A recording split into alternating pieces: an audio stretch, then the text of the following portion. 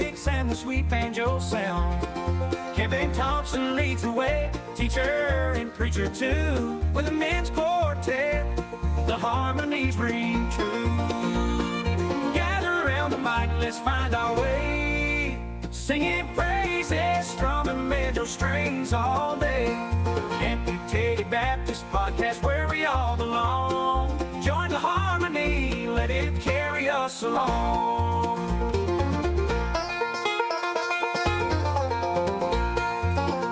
With a passion for faith and a banjo by our side, we don't deep, we don't hide, we take it all in stride. From parables to politics, every topic on the table, let's harmonize together, let's make it stable. In the chord progressions we find our peace, singing praises, strumming banjo strings all day.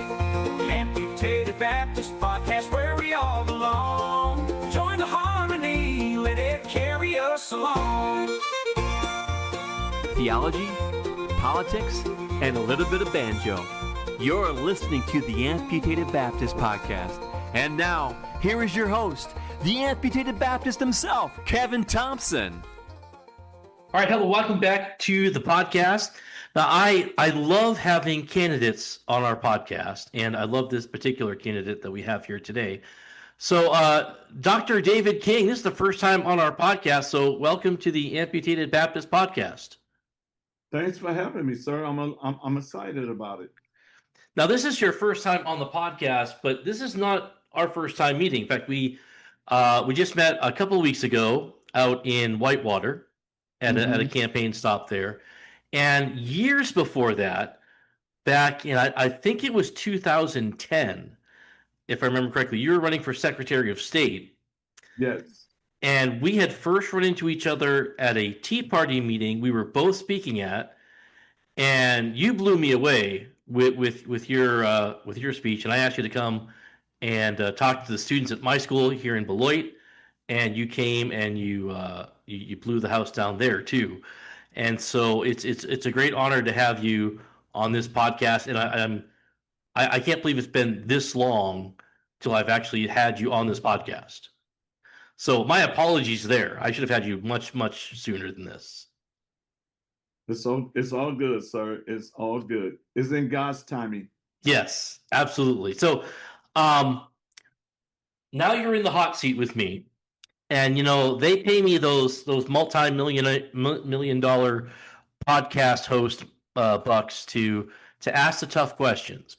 So I'm gonna bring you through a couple of questions I ask every candidate who comes here, regardless of office, regardless of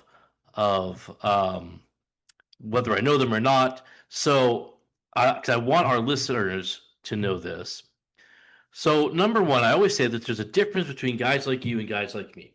Guys like me, I see what's going on, and I get angry, and I yell at the TV, kick the cat, throw the newspaper, and throw my hands up in the air and think, oh, this is terrible. You're looking at the same situation I'm looking at, and you say, I want to do something about this. I need to jump in. And so tell us, why? Why is it that you feel like, you know what, I got to run for governor? You've ran for office before, and you're saying now, I'm looking at the situation, I've got to jump in this race. Well, for a number of reasons. My spiritual father once said to us, anybody come up with the problem, I charge you to the solution. And so when I look at Wisconsin and I look at the separation, the division, I look at the lies, I look at how they use fear and anger to control the people. I'm like, you know, we need somebody that would tell the truth. And we need somebody that is willing to come up with solutions. So what I decided to do, I decided to choose courage over comfort. So you could have just sat back, but you jumped in. So you're choosing courage. I'm choosing courage over comfort, and I'm jumping in where I can tell the truth and says, listen, I don't care if you're on the left or the right. If you have a conversation, you guys agree with 80% of the time, you agree, is that 20% that's keeping us divided. Yeah. And we want a state that we can be proud of. We want a state that our children don't leave, but come back to. We want businesses to come.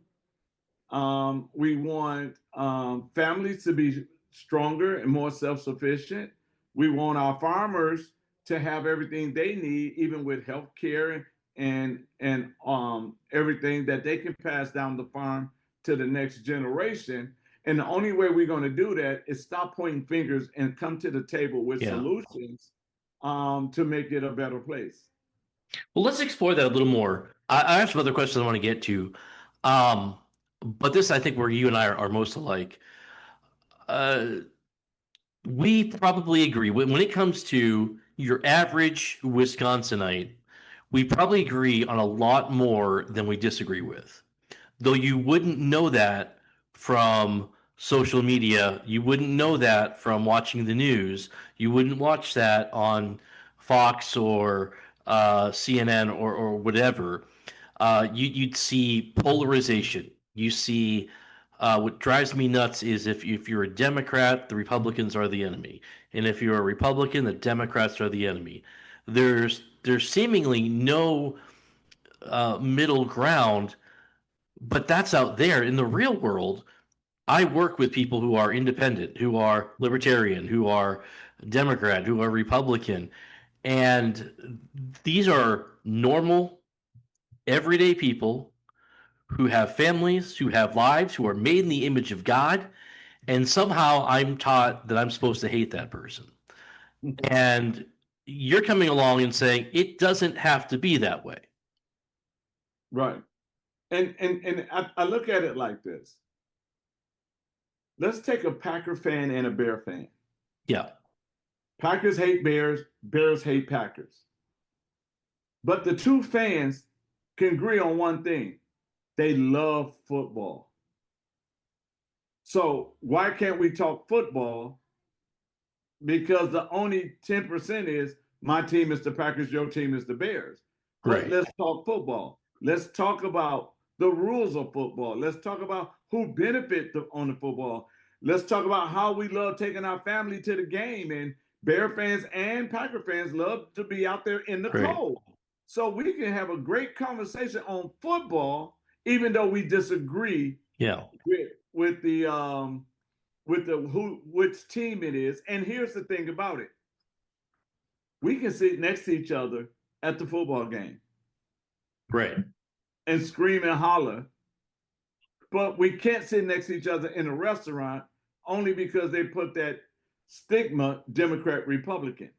Yeah. No, let's look at, do we want better education? Yes. Both sides, both parents. I'm not talking about the machines. I'm not talking about the minute group of people that runs both parties. I'm talking about the average day voter. Both parents want to have their children a better education. Both parents are feeling the high property taxes. Both parents are wondering, are their communities going to be safe? Both parents are wondering, if they own a business, will my business be able to thrive without government interference? So you have all of these things that the average person are concerned about, whether they are Democrat, Republican, Libertarian, Constitutional, Green Party. So right now in Wisconsin, we have taxation without representation because nobody wants this mess. And they did not vote for somebody to go and create a mess. They sent them there to come with solutions that their lives can be better. Yeah. Yeah. And it's fascinating to me how both parties seem to run to the extremes. I mean, because that's where the money's at. Yep. And we build campaigns off of differences, off of where we disagree. But if we already, and this is where I think your campaign stands out, because you're not running on differences. You're already saying we have the end goal, the same end goal in mind.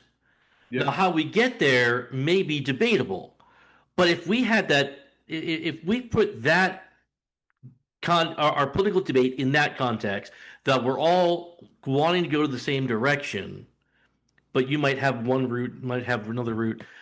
If we built on our commonalities instead of our differences, this would be a whole different landscape that we're looking at. Oh yeah. Oh, it would be something that it'll bring everybody in a place where they'd be like, hold on, wait a minute.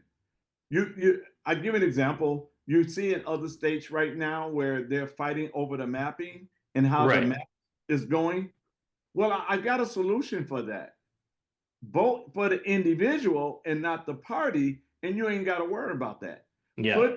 Put candidates up that has good character, that has integrity, and then you ain't got to worry about how they cut up the map, because now you're voting for the individuals and not the parties. Because you remember, we used to have it where you could have a Republican president and a Democrat vice president because they was voting for the individual. Let's go back to voting for individuals and not the parties, and our problem is solved.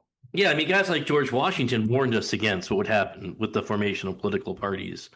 Yeah. Can you tell us a little bit about your personal evolution on this? Because, again, when I first met you, you were running as a Republican, and now, and you can correct me if I'm wrong, I don't feel like you're running as an independent because Republicans don't want you anymore, but you're running as an independent out of a conviction.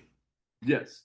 Well, I ran on both parties. I ran as a Democrat in 2008. Okay. And when I spoke at a forum, I was told at the forum that I was a fake Democrat because I didn't talk like them. I ran as a Republican in 2010, as you know, 2022 as lieutenant governor. And I didn't get the support I could have got because I was not one to fall in line. Yeah. I was never a yes man. I grew up not being a yes man. I grew up from a mother that says, if your friend jump off the bridge, will you jump off the bridge too? So I became my own. But when I decided to run this race as an independent, it made me free to say what the people needed to hear.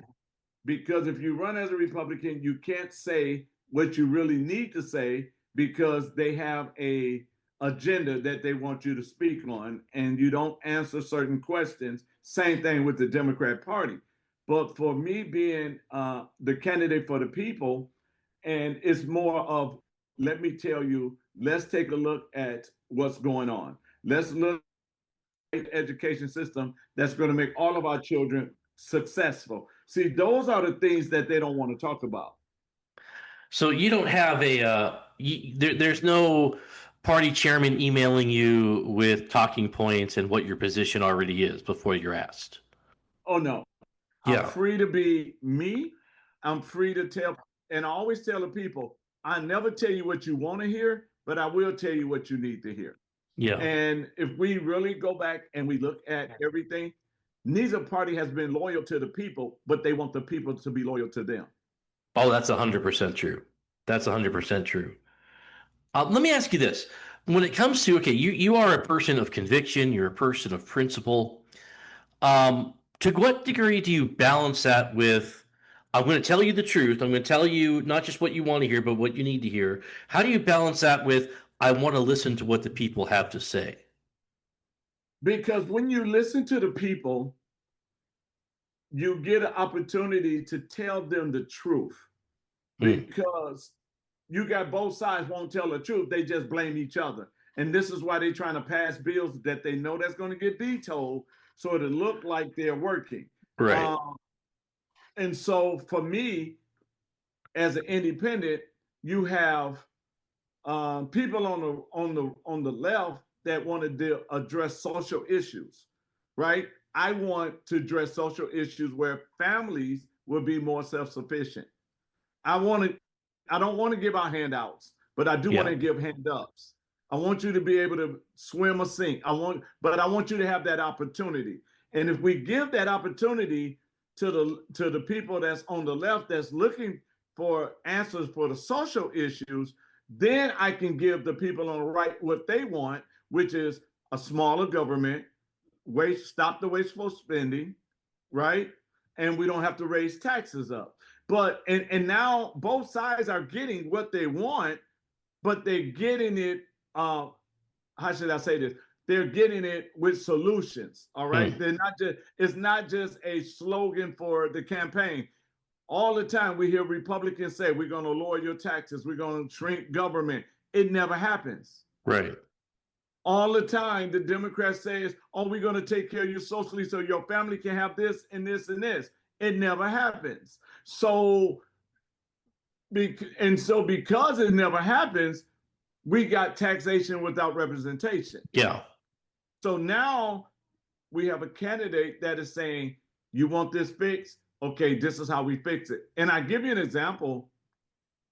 Matter of fact, we was talking about it in Whitewater about how we can fix the education system, how we can do it. But you notice in Whitewater, I never said the government to do it. I say we, the community, to do it. Right? Yeah. The government will say we're for this. We're willing to do it, but we don't want to operate it. We don't want to run it. We don't want to open up another department. We want this to be community based, and we will go get private donors to help make this happen. Yeah. So that way, the government has no skin in the game, and the government is getting out of the way. So the community, the people of Wisconsin, can make it happen. Right, and you're already leading by example in that you haven't waited to a political race. I mean, as a pastor, you're doing this already. You're there in Milwaukee. You're invested in the public school system there. You're helping kids after school, and you're already doing this there. So you already have a record to run on. Yes, and if they go to the website, they'll see that it says 10,000 plus lives transformed. So, and that comes from helping people get off drugs, alcohol. That helps people not only get off drugs and alcohol, but helping them get jobs, helping them be prepared for life and life skills, transitional home for single moms. So I've been doing this, and I know it works. And here's the secret. The government knows it worked, but they don't want it to work, because if it works, then their friends will lose their job. Right. So this isn't theoretical. This isn't a campaign promise. This is already happening, and can be happening on a larger scale. And that's one of the things you'd like to do. All right, I want to ask, man, I didn't even get to any of the questions I really wanted to ask yet. Because I'm already liking some of your answers here. But let me get to some of the issues that I know I care about, and the listeners of this podcast. One of the issues that it's already come up is the issue of abortion. Where do you stand on the issue of life? I was born and raised by a mom who taught her son. She had 6 sons, from the womb to the tomb. So, and I want to say it in a way where people could really, really understand it. Everybody has a free will that they got to answer to God for. But I don't believe that government should be paying for abortion. I think that if that's something, if you want to do, you do it. You know, I can't. One thing about government and the Constitution is it doesn't allow us to control you. You have a free will, and in that free will, I can't tell you what to do. I can tell you where I stand. I am for life, period. But on the other hand, you have a free will, and the government should not pay for the decision you make. And I think that's a lot of people problem, is that they understand this person have a free will, but they don't want their taxpayer dollars to pay for that. And so you know, me personally, I'm definitely pro-life. And then when those that says, well, a woman has a right to choose, then I ask them a question, and that question is, if a woman can have an abortion, is that murder? And they say no. I say, then why, if a person kill a pregnant woman, is double homicide? Yeah. And they, and so I think just having these conversations. And here's another thing that I found out being a pastor, that the women that did have those abortions, how how on the inside they're full of guilt and shame and all of that too, you know. And so we got to be there to counsel and minister to them as well. So, you know, I don't think people understand the full repercussion of an abortion. Yeah. I think that those mothers that regret having those abortions should be out on the forefront talking about the regret.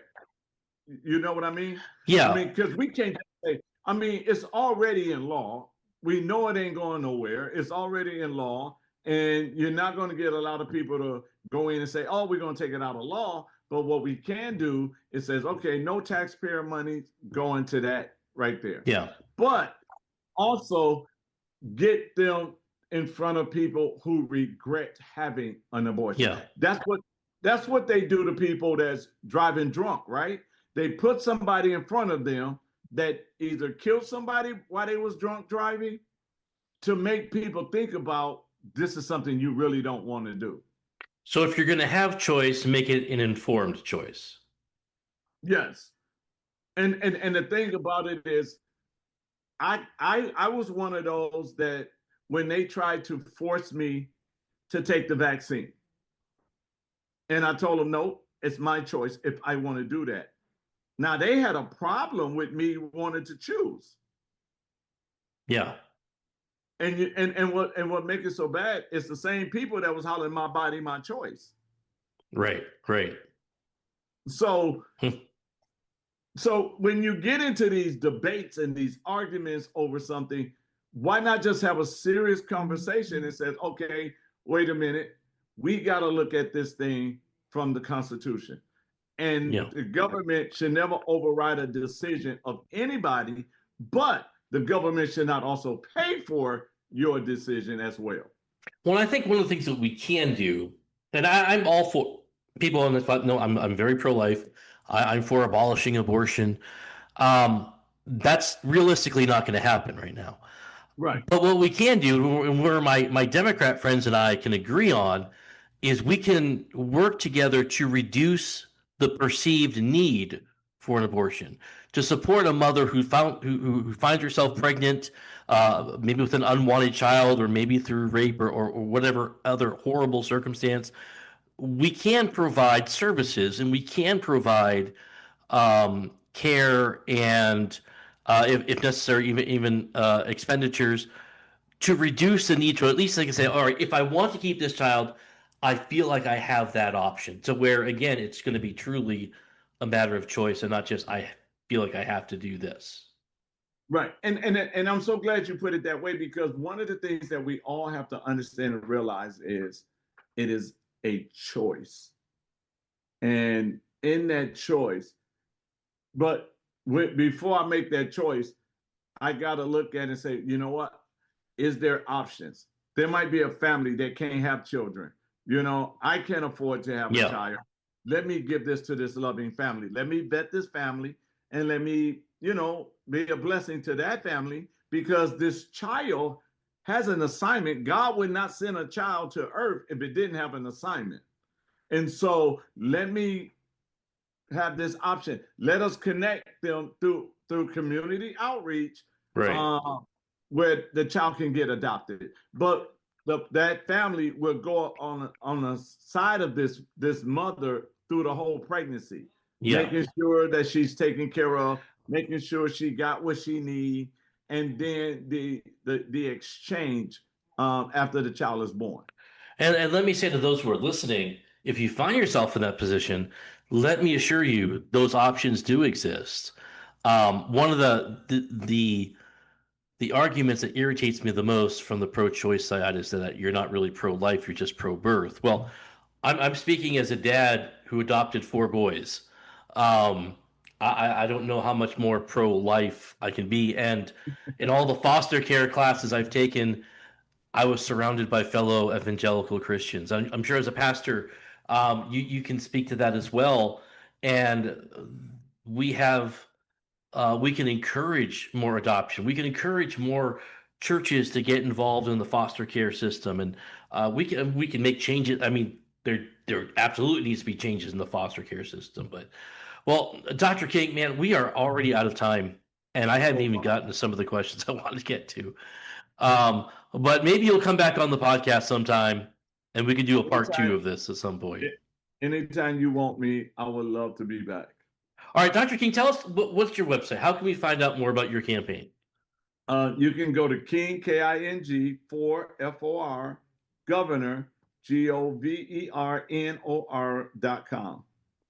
And tell us, what are some things that, I mean, because as an independent, you are facing an uphill challenge.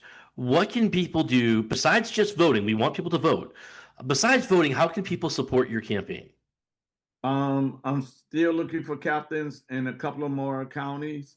They can donate by going to the website. They can be word of mouth. If they want a yard sign, they can call me. I can bring them a yard sign. So, those are the things, building the team.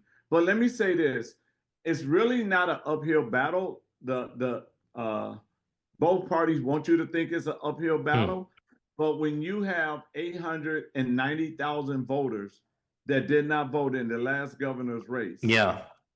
And when you have another percent, I think it was like 13% of Republicans are tired of Republicans, and 13 or 14, maybe 15% of the Democrats. Hold on, let me pull it up for you. But I found out that because one of the things that I'm making sure that I do, you have a total of 1 million voters it's called double haters now. They don't like neither party. You had not 892,000 that did not vote at all that could have voted. You had 1.5 million voters that consider themselves either either independent or non-alliance. So they don't even want to mention that they're part of either party. So technically, it's really not an uphill battle. It's giving out a rally cry to those that have decided to sit out. So that, like you say, fussing at their TV, throwing the newspaper, and says, you know what, we have a third choice. Let's get back in the fight and support the third choice. All right. Thank you, Dr. King, and thank all of you for listening. Join us back here. We make sure you check out Dr. King's website. That'll be on our show notes as well, and you can find all that at amputatedbaptist.com. So until next week, have a before we stop, make sure you've already made a plan to vote. Yes. Make sure you make a plan to vote. All right, because these things sneak up on you. So until next week, have a good rest of your week. Amputated Baptist Podcast, where we all belong. Join the harmony, let it carry us along.